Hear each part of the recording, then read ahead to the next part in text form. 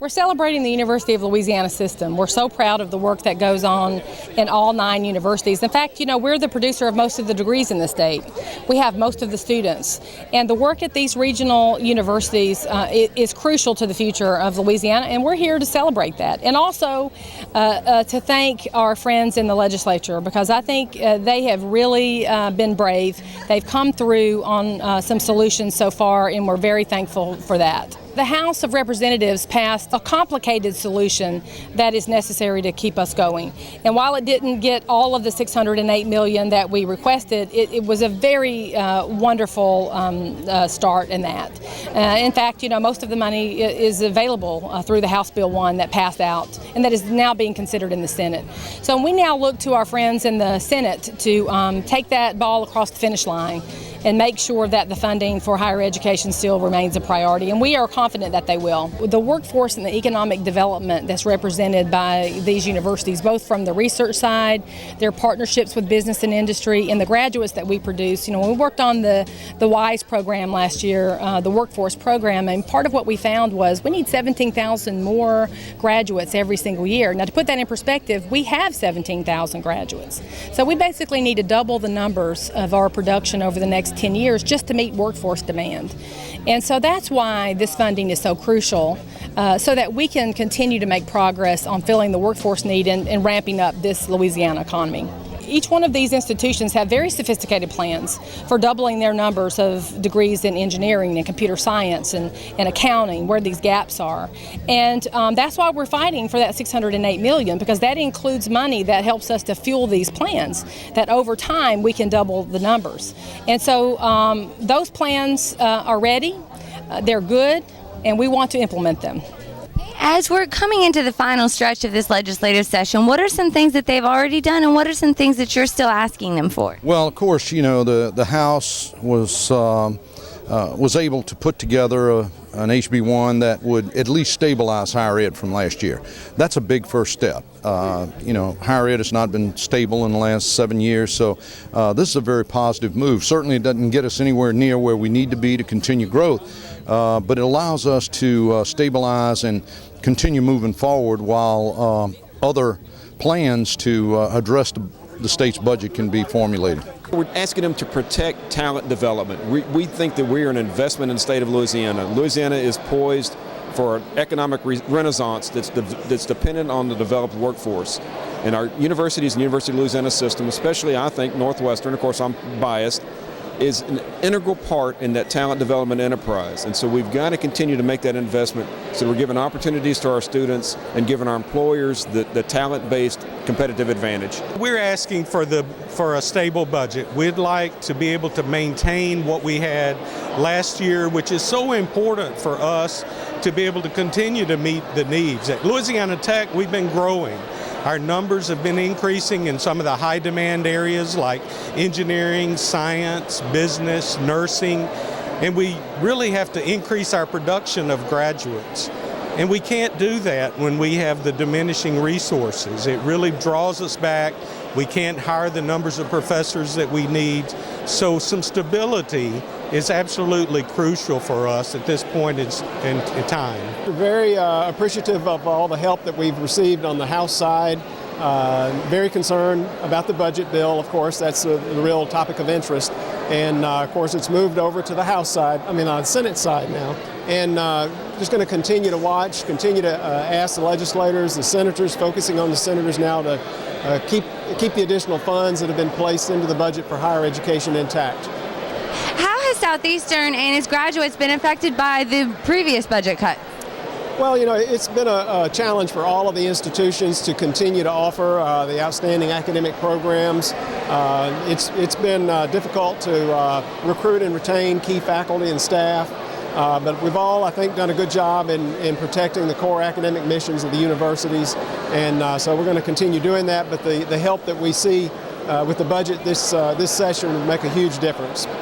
Our graduates are fantastic. Our students are fantastic. In Nicholls State University, we draw mainly from the Bayou region, and our students mainly stay in the Bayou region. And our employers, the workforce, the companies out there love that. They love a student that's trained at a very high quality 4-year program and then will stay in the region. I've heard it a million times from CEOs. They say, well, we can buy talent from the East Coast or the West Coast and pay them high money, but they won't stay. They'll stay a couple years maybe, and then they'll be gone. But our graduates tend to stay here. We have some great programs, niche programs that meet the needs of Louisiana. For example, we have a maritime management program for the boat industry. We have petroleum engineering technology and safety management. And then a big program we have is our culinary program. And Chef John Foltz it's our Chef John Foltz Culinary Institute, and Chef Foltz is here today. He's meeting with us, and he's meeting with the legislators, and we're going to be opening a brand new building in August 20th. It'll be our grand opening. But that's some of the programs that attract people to us. Yesterday we signed a very big agreement with Edison Schwest Offshore, a major international business, and we're going to be working with their employees and their families to do some great work and raise the level of education within the state of Louisiana. Hey, how do partnerships like that directly benefit your students? Well, I mean, it does a lot of things. First of all, it gives us more enrollment. So more enrollment gives us a greater margin, which means we can hold that tuition down. So that's a primary goal, is to increase enrollment. The other part of that is we are going to be bringing in Schwest employees and their families from all over the world. They have operations in Brazil, in Africa, and Asia, and all over the place. And one of our imperatives that we've set forth is to increase internationalization, sending students overseas, but as well bringing students from overseas to bring in the goodness and make us all richer in that regard. So we see that as a great opportunity. We had, for the Culinary Institute, 2 days ago, we had 20 restaurateurs, owners of restaurants from Russia, Azerbaijan, Turkmenistan. Those countries all came and they found out about it, the state's only 4-year culinary program. And so that's another way to bring internationalism here and to export that as well, so that our students can gain employment or have internships with some of these countries. In the local region, sure, but beyond that as well. We just are very thankful for the work that the legislators have done, and it takes a lot of courage, and we want to support all of them to the maximum extent that we can. We still have to get through on the Senate side, and we're looking forward to doing that. And I always say that, it's the people of the state of Louisiana. That's why we do this. This isn't for me, and it isn't for the legislators themselves. It's for the people of the state of Louisiana. So if you want higher education, if you want it to flourish, if you want to have that available, if you want to have affordable, accessible, high-quality higher education available for your children and your children's children, then you need to support and stand up for higher education. We're very proud of the programs that we have at ULM. We have a number of unique programs that are not offered anywhere in the state. Pharmacy, of course, is our premier program, but we also have dental hygiene, which is only one other 4-year program, and that's at LSU in New Orleans. We also have gerontology, which is a unique program. Atmospheric scientists is a unique program. We have a PhD in marriage and family therapy, which is unique to ULM also. But we're a university that's not a large university, approximately 8,600 students, but we have 11 health sciences, and we produce more health science majors than any other UL system school, and only second to LSU in the state. So we're a small institution, but we have a very strong reputation in the health sciences and research on the pharmaceutical sides. A lot of people talk about the Louisiana's economic boom and there being a gap. Do you see that in the health sciences? Huge gap. In fact, it's to me, I think we're very near a crisis situation. Monroe is not a large area, as you might know. Greater Monroe is approximately 100,000 people. But we have 3 major employers that are gearing up there. Chase has 2,400 employees. We have CenturyLink, of course, the state's only Fortune 500 company, which will have close to 2,000. They're hiring 800 this year. And then we have IBM, who recently announced moving a 400-member staff there. We cannot produce, the 3 universities in North Louisiana, Grambling, Louisiana Tech, and ULM cannot keep up with the graduates in those high demand areas of computers, accounting, math, and it's putting a stress because it's creating demand for those experienced individuals, no matter where they work. Other businesses are experiencing the need to raise salaries significant. CPA firms have had to raise salaries as much as 30% to retain their employees. So it is a strain on the system, and I'm sure the same is in South Louisiana as it is in North Louisiana. We have not been able to produce the number of students because the faculty, we're limited by the number of faculty we can hire due to budget constraints. And of course, we don't have the incentive money to recruit students that might not major in computer information systems or computer science and accounting, but could be lured into those fields with scholarship incentives. So we're very hopeful that with this year stabilizing and maybe next year moving in a different direction, that higher ed can meet that demand. We like to say that higher ed is not in competition with business or health services. We're kind of the bridge between them. We have to produce the students to support business, and we have to produce the students who will care for our sick. So for us to do that, we have to be funded correctly, or there's going to be a significant shortage which will affect the state's workforce and may not be an area that individuals will want to relocate to in order to work, even though the jobs are here.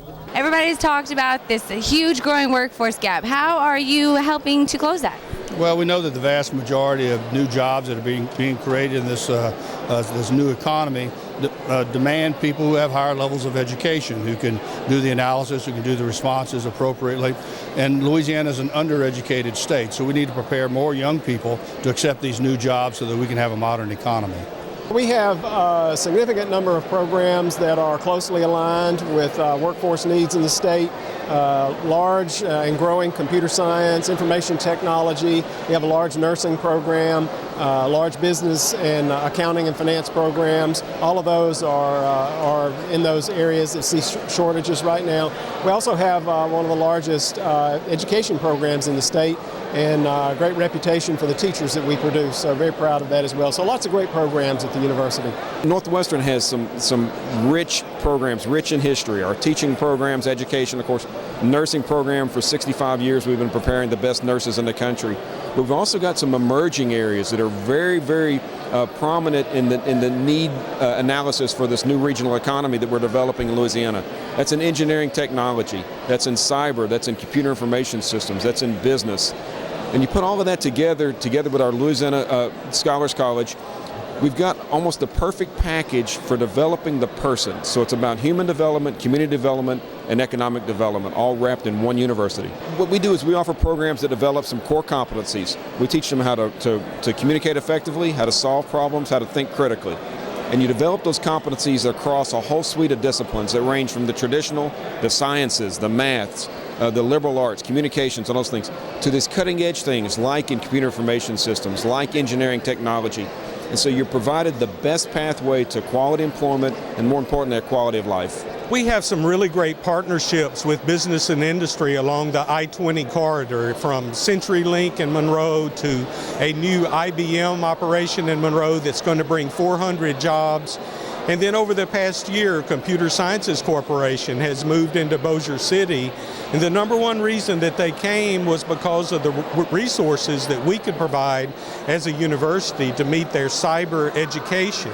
We just graduated the nation's first cyber engineering degree candidate this year, last Saturday as we speak.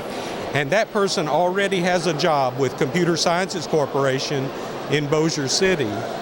But we've got to quadruple the numbers of graduates that we're producing to meet the demands of those companies right along the I-20 corridor.